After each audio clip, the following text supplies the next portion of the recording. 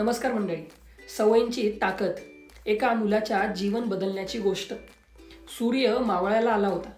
गावाकडच्या छोट्याशा क्रिकेटच्या मैदानावरती मुलं जोरजोरात ओरडत होती, खेळत होती.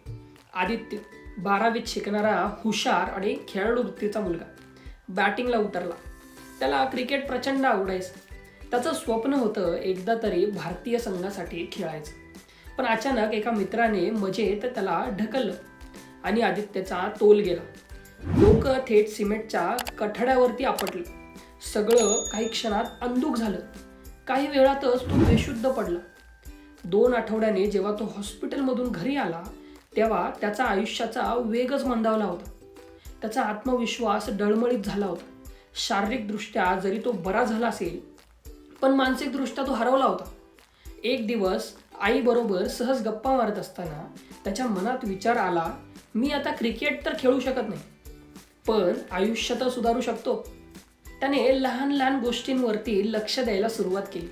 सकाळी लवकर उठणं, दिवसाला 1 पान वाचणं, दररोज 15 ते 20 मिनिटं व्यायाम करणं, ही छोटी छोटी कामं तो सातत्याने करू लागला.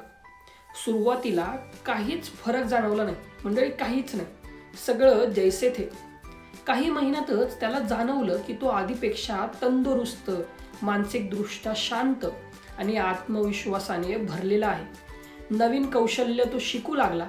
हळूहळू त्याचा आत्मविश्वास परत येऊ लागला. आदित्यला समजलं, मोठ्या बदलाची गरज नसते, दररोज 1% सुधारणा पुरेशी आहे.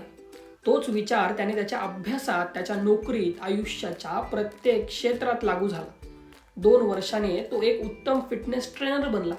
लोकांना प्रेरित करू लागला. त्याला समजलं की जीवन बदलण्यासाठी मोठ्या गोष्टी करण्याची गरज नाहीये. फक्त छोट्या छोट्या सवयींचं सातत्य ठेवलं की मोठा परिणाम मिळतो.